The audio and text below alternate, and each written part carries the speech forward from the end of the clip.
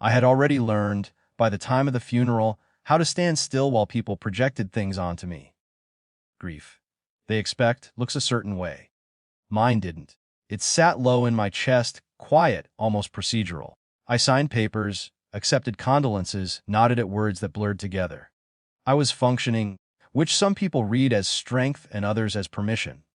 When my sister invited me to her son's first birthday party 2 weeks later, I almost didn't go. The timing felt wrong, but so did declining.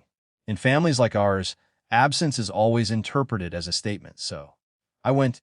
The house was full of balloons and sugar and forced brightness. A child too young to understand any of it sat on the floor, surrounded by attention. People smiled too widely when they saw me, as if grief were contagious but also fascinating. My sister hugged me longer than necessary. "You holding up?" she asked.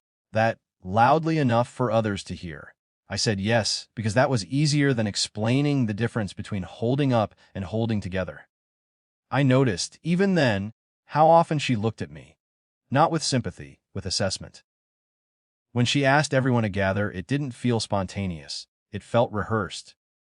She stood near the cake, one hand on her son's shoulder, the other holding a folded envelope.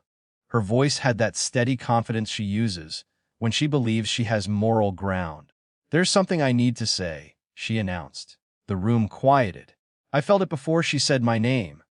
"This child," she continued, "is your husband's." There was a beat where no one reacted, as if the sentence hadn't fully landed. Then the air changed. People turned toward me. Some gasped. Some avoided my eyes. She kept going. "As his son, he's entitled to his inheritance. So as his next of kin, I'll be taking half of your house." She said the amount out loud, $990,000, as if numbers made things cleaner. Then she unfolded the envelope and held up a copy of my husband's will. I don't remember what my face did. I remember the sound of blood in my ears and the strange, inappropriate urge to laugh. Not because it was funny, because it was so badly staged. "Oh," I said, "I see." I didn't argue. I didn't cry. I didn't ask questions. That seemed to confuse her more than anger would have. I left early. I said I had a headache, which was true in a way that didn't translate that night. I didn't sleep.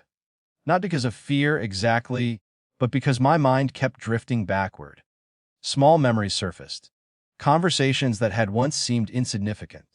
His insistence on certain legal arrangements. The way he had once said, almost casually, "Some people assume biology is leverage. It isn't." At the time, I hadn't asked what he meant. The next morning, I called the estate executor, not to complain, just to inform. There was a pause on the line when I explained what had happened. "She showed a will," he asked. "Les!" Another pause. "That won't be a problem," he said. "We'll handle it." 2 days later, my sister called me. Her voice was tight now, missing its earlier confidence. "They contacted me," she said. "Your lawyer?" I waited.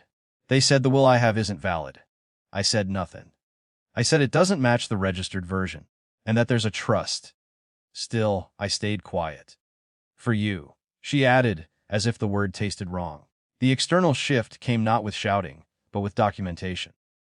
A formal letter, a meeting request, authority expressed through procedure, not drama.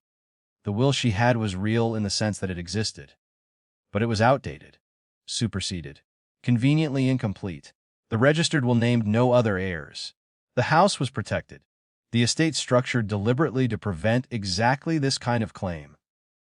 There was also something else, a sealed statement from my husband, notarized years earlier, explicitly denying paternity of any children outside our marriage and requesting DNA verification for any future claims. Cold, careful, unromantic.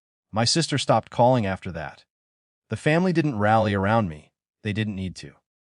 Silence did the work instead. Invitations slowed. Conversations shortened.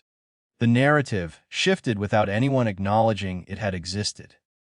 Sometimes I think about that moment at the party, the way she looked at me, certain I was cornered. I wonder what she felt when certainty dissolved into process. I don't feel victorious, just steadier. Grief remains, but it belongs to me again. Untangled from accusation, untouched by spectacle, People still misjudge quiet. They always will. I let them.